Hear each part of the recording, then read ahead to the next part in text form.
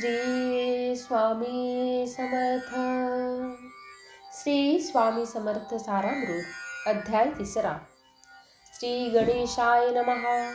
धन्य धन्य ते या जगती, स्वामींचरणी ज्यांची भक्ती, त्यांची नाही पुनरावृत्ती. पदपावती कैवल्य, निर्विकार स्वामी मूर्ती. लोकां चमत्कार दाविती, काही वर्षे करोने वस्ती. मंगळ वेढे सोडिले, मोहळा माझी वास्तव्य करीत.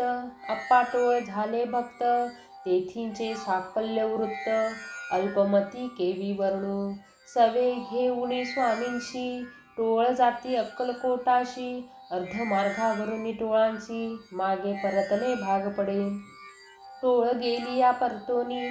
स्वामी चालले उठोनी, बहुत वर्जले सेवकांनी. परीनच मानिले त्या, तेथोनिया निघाले. अक्कलकोटाप्रती आले, ग्रामद्वारी बैसले.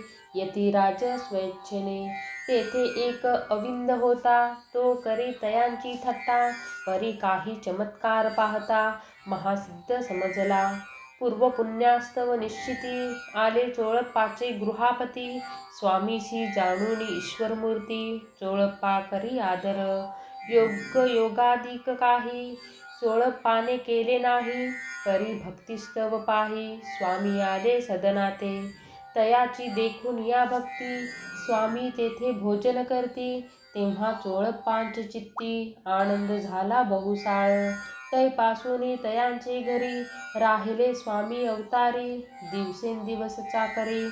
चोळप्पा करी अधिकाधिक, तेव्हा राज्यपदाधिकारी. मालोजीराजे गादीवरी, दक्ष असोनी कारभारी. परमज्ञानी असती जे, चोळप्पाचे गृहापती. आले कोणी एक यती, लोका चमत्कार दाविती. गावात मात पसरली, लोकांमाची पसरली मात. नृपासी कळला वृत्तांत, की आपुलिया नगरात.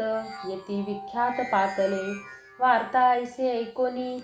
राव बोलला काय वाणी, गावात यती येऊनी. फार दिवस जाहले, परी आम्हा श्रुत पाही.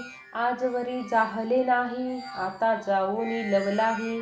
भेटू तया यतिवर्या, परी ते केवळ अंतर्ज्ञानी. ऐशी वार्ता ऐकली कानी, हे सत्य तरी येऊनी.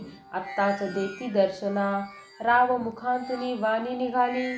तोची यतिमूर्ती पुढे ठेली, सकल सभा चकित झाली. मती गुंगली रायाची, खून पटली अंतरी.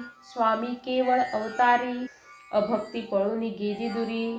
चरणी भक्ती जडली तई, सकल सभा आनंदिली. समस्ती पाऊले वंदिली, षोडशोपचारे पूजिली.